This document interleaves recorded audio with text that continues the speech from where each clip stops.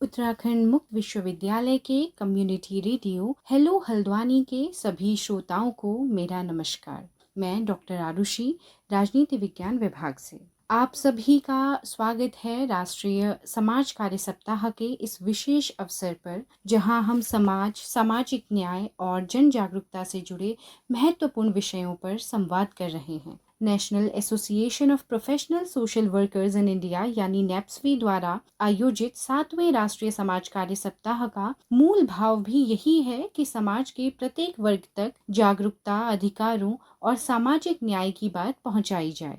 आज हम एक ऐसे विषय पर बात करने जा रहे हैं जिसका संबंध सीधे हमारे संविधान, हमारे समाज और विशेष रूप से महिलाओं के सम्मान और अधिकारों से है। आज के इस विशेष कार्यक्रम का जो विषय है वो है संवैधानिक चेतना और महिला अधिकार। श्रोताओं, समाज कार्य का उद्देश्य केवल जरूरतमंद व्यक्तियों की सहायता करना ही नहीं है, बल्कि लोगों को उनके अधिकारों, कर्तव्यों और उपलब्ध सामाजिक एवं कानूनी सहायता के बारे में जागरूक करना भी है। और जब हम महिलाओं की बात करते हैं तो ये जागरूकता और भी महत्वपूर्ण हो जाती है, क्योंकि कई बार समस्या ये नहीं होती कि महिला के पास अधिकार नहीं है, बल्कि समस्या ये होती है कि उन्हें अपने अधिकारों की जानकारी नहीं होती है, या वो ये नहीं जानती हैं कि अधिकारों के उल्लंघन की स्थिति में उन्हें कहाँ जाना है और किससे मदद लेनी चाहिए। इसीलिए आज की हमारी बातचीत का जो उद्देश्य है वो कानून की कठिन भाषा में बात करना नहीं है, बल्कि हम बहुत ही आसान भाषा में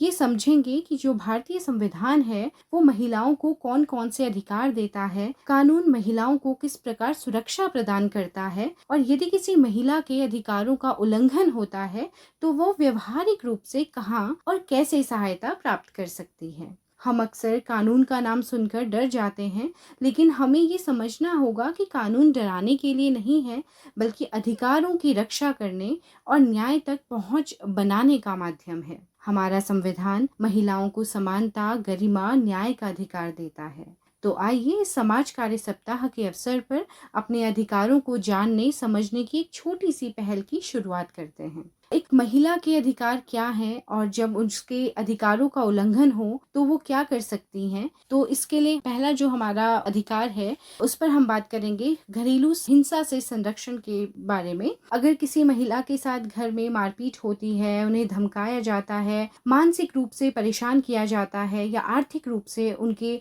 संसाधनों पर नियंत्रण किया जाता है, तो इसे केवल घर का मामला मानकर चुप रहना जरूरी नहीं है। घरेलू हिंसा से महिलाओं का संरक्षण अधिनियम 2005 महिलाओं को ऐसे मामले में कानूनी संरक्षण देता है। महिला पुलिस प्रोटेक्शन ऑफिसर यानी संरक्षण अधिकारी या संबंधित सेवा प्रदाता के माध्यम से सहायता ले सकते हैं। न्यायालय परिस्थितियों के अनुसार protection order, residence order, monetary relief और अन्य राहत भी दे सकता है। इसलिए अगर आपके साथ या आपके कोई भी जानने वाला अगर कोई व्यक्ति है तो उनके साथ इस तरह की कोई भी घटना होती है तो आपको चुप नहीं रहना है, और चुप रहना एकमात्र रास्ता कभी भी नहीं होता है। अगर हम दूसरे अधिकार की बात करें जो कि दहेज और वैवाहिक उत्पीड़न के विरुद्ध कानूनी कार्रवाई से संबंधित है, तो दहेज की मांग करना, दहेज की मांग को लेकर महिला को प्रताड़ित करना, ये कानूनन ये गंभीर विषय है। वर्तमान कानून में भारतीय न्याय संहिता की अगर हम बात करें बीएनएस की, और बीएनएस की जो धारा है 85 और 86, जिसमें पति या उसके रिश्तेदारों द्वारा महिला के साथ क्रूएलिटी यानी क्रूरता और उससे जुड़ी अनलॉफुल डिमांड से संबंधित है। साथ ही डाउरी प्रोहिबिशन एक्ट 1961 भी दहेज की मांग और लेन देन के विरुद्ध लागू होता है। अगर ऐसी स्थिति सामने आती है तो महिला पुलिस थाने में शिकायत या एफआईआर दर्ज करा सकती है। अगर स्थानीय स्तर पर उचित कार्रवाई नहीं हो रही है तो वरिष्ठ पुलिस अधिकारी से शिकायत की जा सकती है। सबसे महत्वपूर्ण बात है कि शिकायत करने से डरना नहीं है और उपलब्ध साक्ष्यों को सुरक्षित रखना है। इसी तरीके से संपत्ति में महिलाओं के अधिकार की अगर हम बात करें तो हिंदू उत्तराधिकार अधिनियम 1956 में 2005 के संशोधन के बाद संयुक्त हिंदू परिवार की प्रॉपर्टी में बेटे और बेटी के समान अधिकार प्राप्त हैं, अर्थात केवल बेटी होने के कारण उसे उसके अधिकार से वंचित नहीं किया जा सकता है। अगर संपत्ति के अधिकार को लेकर विवाद है तो मामले की प्रकृति के अनुसार राजस्व प्राधिकरण या सक्षम न्यायालय में कानूनी उपाय अपनाया जा सकता है। यहाँ एक बात ध्यान रखना जरूरी है कि हर संपत्ति का मामला एक जैसा नहीं होता है, इसलिए किसी विधिक सेवा प्राधिकरण या योग्य वकील से सलाह लेना बेहतर होता है। एक और जो राइट है हमारा, मुफ्त कानूनी सहायता, जिसे हम फ्री लीगल एड भी कहते हैं। अगर आपको लगता है कि वकील करने में बहुत पैसा लगेगा इसलिए आप कानून की मदद नहीं ले सकते हैं, तो ऐसा जरूरी नहीं है। नेशनल लीगल सर्विस अथॉरिटी यानी नालसा और उसके स्टेट तथा डिस्ट्रिक्ट लीगल सर्विस अथॉरिटीज के माध्यम से पात्र व्यक्तियों को